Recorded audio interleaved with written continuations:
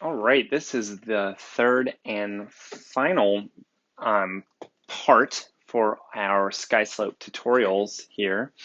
And the first two videos were regarding listings, how to upload a listing to SkySlope, and the second video was how to accept an offer on your listing in SkySlope.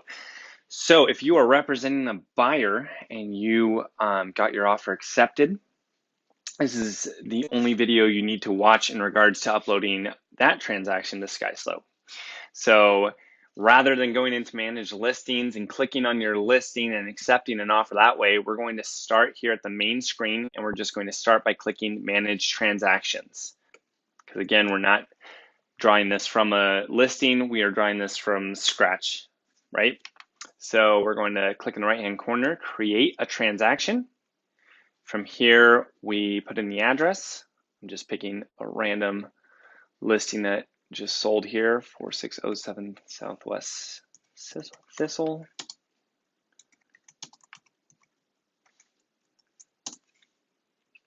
And the cool thing is it will auto-populate. Here's Google, here's SkySlope. Actually, it's wanting to pull from a transaction because obviously this one's already in transaction because it just already in SkySlope because it just closed. So we're, for the sake of this example, we're just going to click here and select it to autofill from Google. Agent, put your name in. This is where you will put the number in. I'm just gonna select that random number, the MLS number. Again, anything with a red star must be input.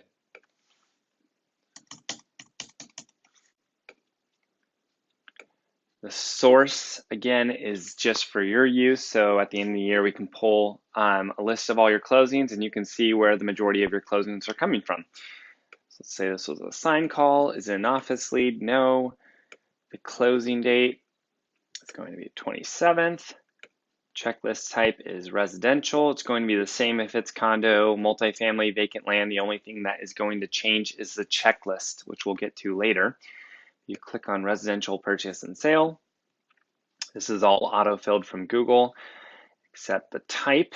This is a sale, a listing, both listing and sale, or other. We're just going to click on sale. Year built, 2018, and the acceptance date today. We're going to click next.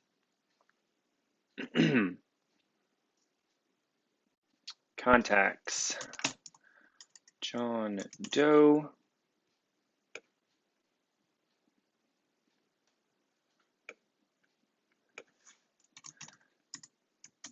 Seller, Jane Smith.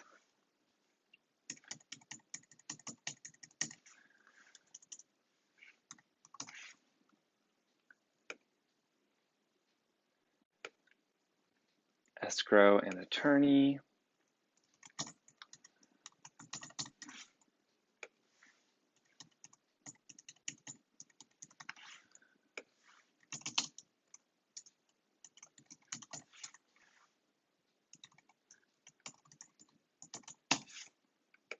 I'm just putting in random information just to get through this, but you guys can see how it works. And all it makes you put in is cross-sale agent, the seller, the buyer, and the escrow company. You can also add the lender, the home warranty company if that's applicable.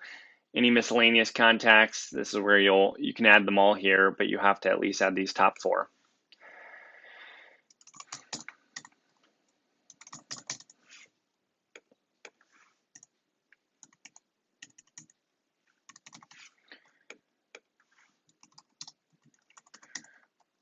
And save. All right, so that's all you have to do when adding the contacts. I'm going to click submit. Now it's going to take you to commissions. We obviously do not know the listing commission. That's why there's no red star because we're representing the buyer. We do know that we are making 2.5 commission as the buyer's agent. Again, if there is a referral amount, you can add that here. If you have any additional comments, you can put it here. This is where you can write any notes that you have. Submit. And now we're back at the checklist. So if you've seen the other videos, you've seen how to do this, but I'm going to start from scratch and show you exactly how to upload your purchase and sale agreement to the checklist.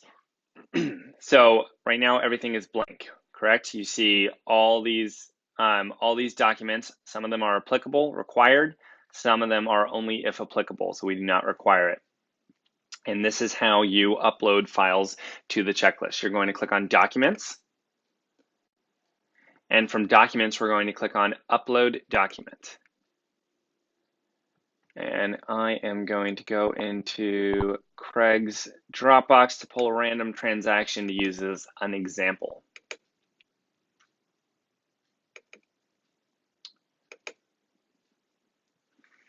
All right, so I just uploaded an entire purchase and sale bundle to the documents for this as an example. So now I'm going to click on the bundle and I'm going to click Split right here. And from here, I am going to go through and I'm going to separate each one into their individual files. So page 1, I see really quick, is a letter from the buyer to the seller asking the seller to accept his offer.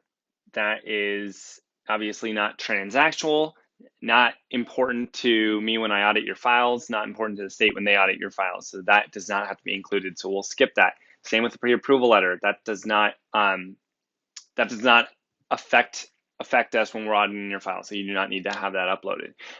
Page 3 is part of the pre-approval letter. Page 4 is the legal. Now that is important. So we're going to click on page 4 to page 4 and type in legal, and there it is. Now we're going to go down and see page 5 is the first page of the purchase and sale, all the way down to 9, right? We see that the next form starts here. So this is the end of the purchase and sale, and that's page 9. And again, you don't have to count. It tells you right up here what page you are on. So I know page 5 through 9 is the form 21. So I start typing in 21 and there it goes. Page 10, 11, and 12, again, look up there for reference, is the 22A. Page 13 and 14 is the 22D.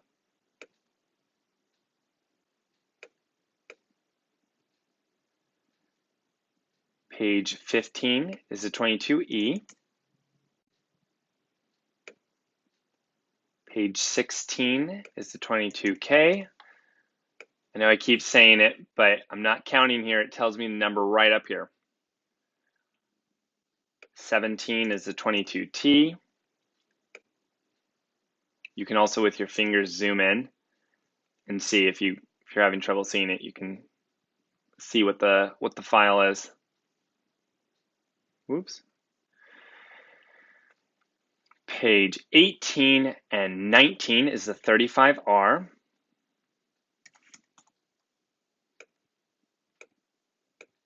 And we're almost through. Page 20 and 21 is the 22J. And if you can see, page 42 is a unique form called the 42A. And this is the agency disclosure for multiple brokers when you're working with multiple brokers. And so if I start typing in 42, it doesn't show up because this is not a common file in transactions, so we don't have it in our checklist. So what we're going to do is we're going to still type in 42A, and we're going to click Split and Assign.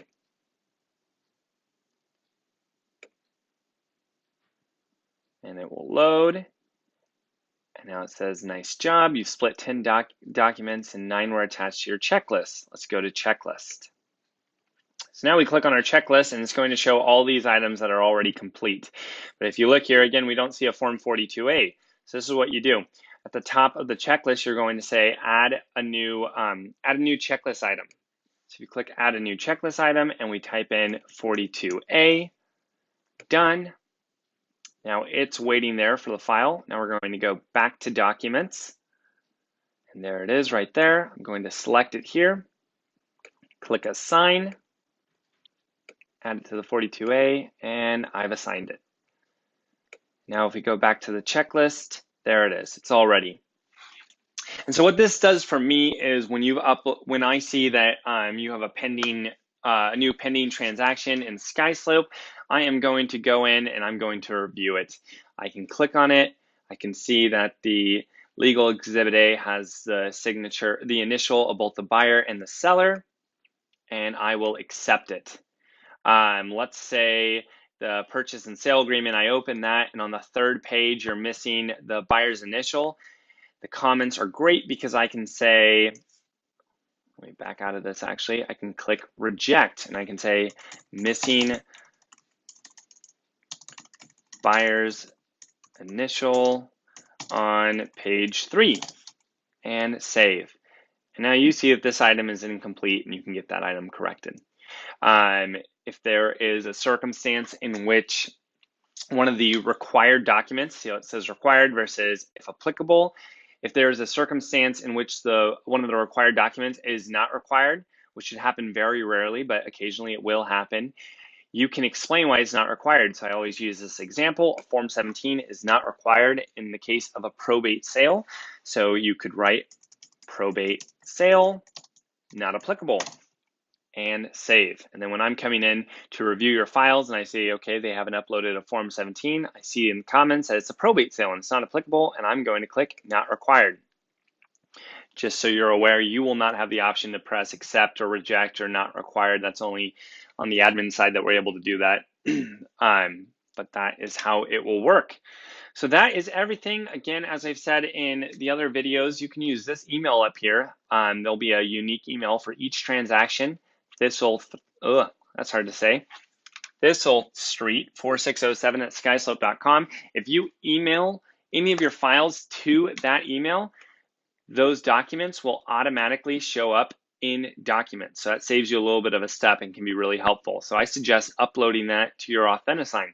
Then you can CC AuthentiSign, from AuthentiSign, you can CC that email every single time, and it will automatically go to your documents on SkySlope, just saving you a little bit of time so you don't have to upload each document back and forth. And that is just about it. So if you have any questions about this, as always, you can reach out to myself. You can reach out to Andrew Meyer, Robin Bianchin,